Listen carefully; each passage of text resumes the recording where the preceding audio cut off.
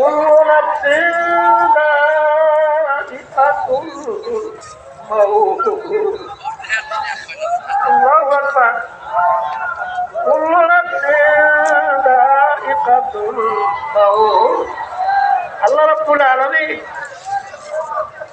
বসেন। আল্লাহ রাব্বুল আলামিন জানতেছেন একদিন সবারই রূহ কম হবে। তাই আমি আজরাইল হাতে আমার রূহকে দেব না, আমার রূহকে আমি আমার মালিকের হাতে দান করব। এই সবকে যারা ছিলেন তারা খলাকাল ইনসানা আল্লামাহুল বায়ান।